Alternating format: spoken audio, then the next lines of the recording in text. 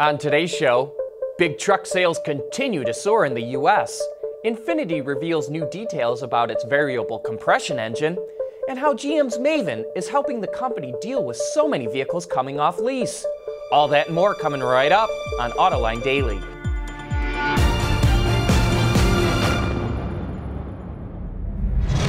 This is Autoline Daily, the show for enthusiasts of the automotive industry.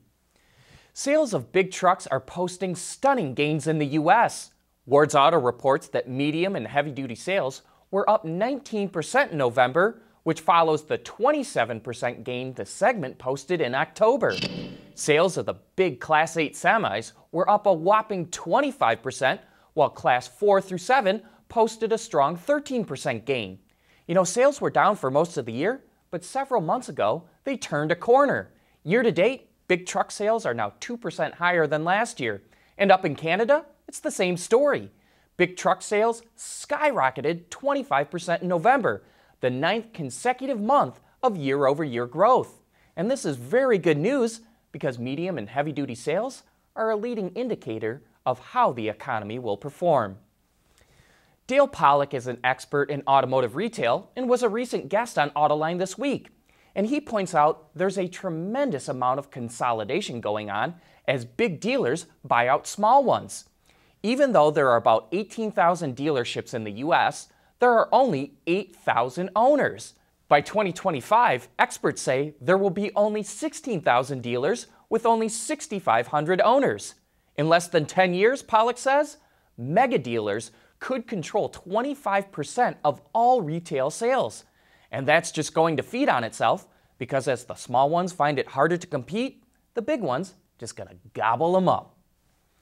No doubt most of you know the windshield on the Jeep Wrangler can fold down flat onto the hood. But do you know why? During World War II, Willys and the Ford Motor Company built and shipped over 500,000 Jeeps to the European and Pacific theaters.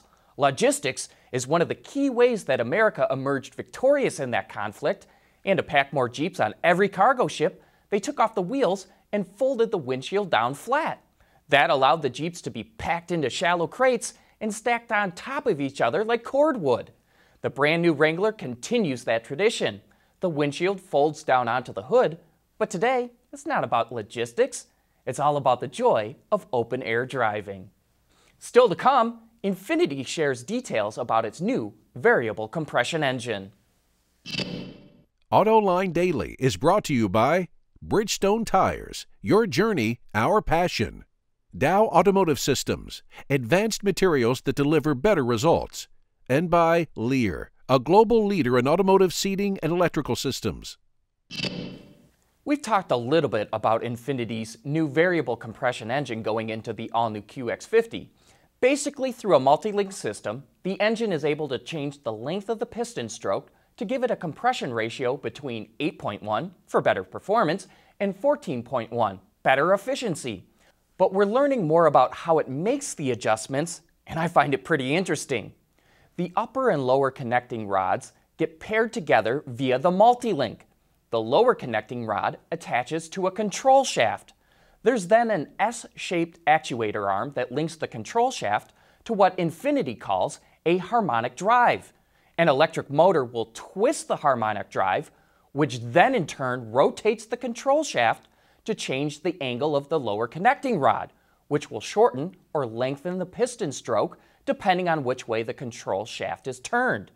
Infiniti says the new QX50 will get 27 mpg in front-wheel drive form and 26 with all-wheel drive.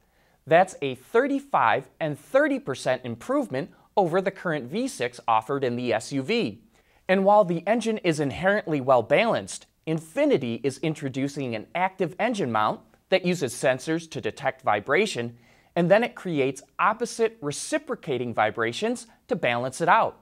You know, I typically don't like new technologies that increase complexity, but I gotta tell you, I can't wait to drive the new QX50 with its variable compression engine.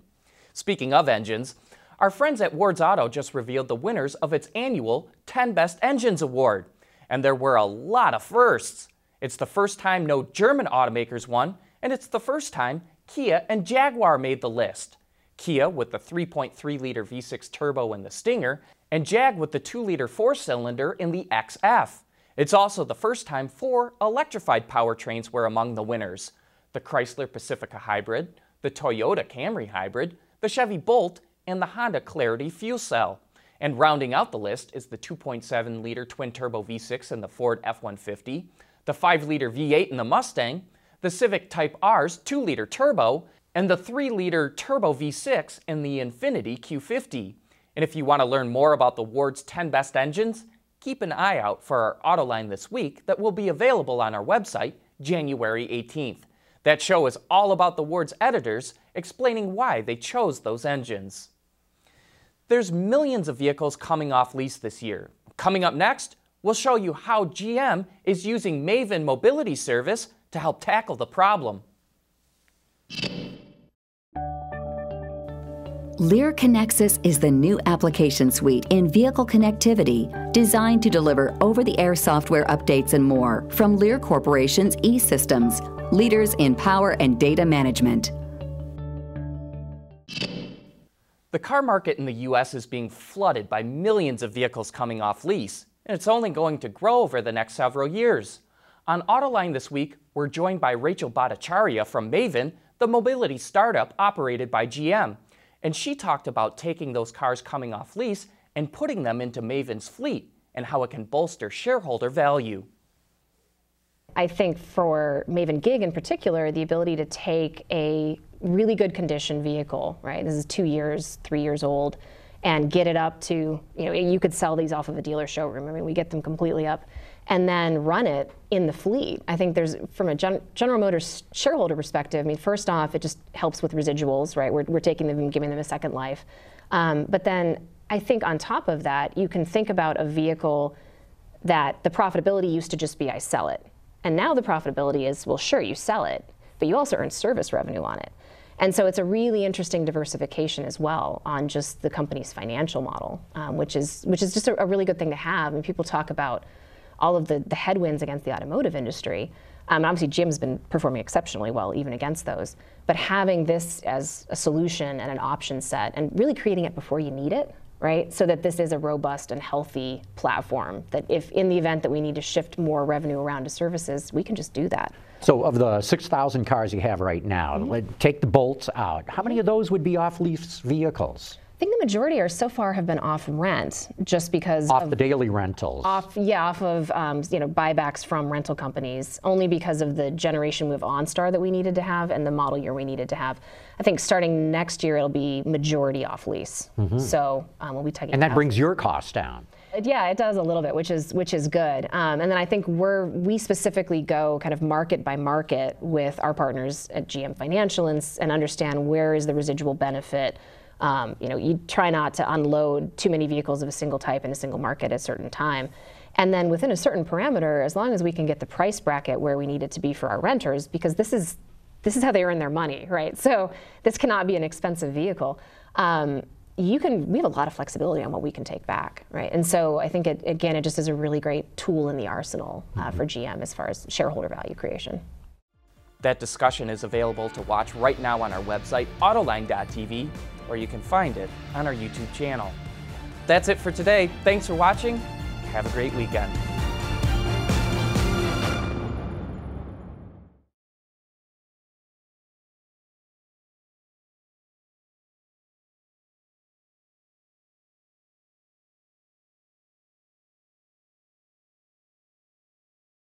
Wards is the industry leader for news, data, and analysis. That's why companies across the globe subscribe to our premium service, maybe even your own. Log in for subscriber access now. Check your company's intranet for details, and rely on wardsauto.com to keep you informed.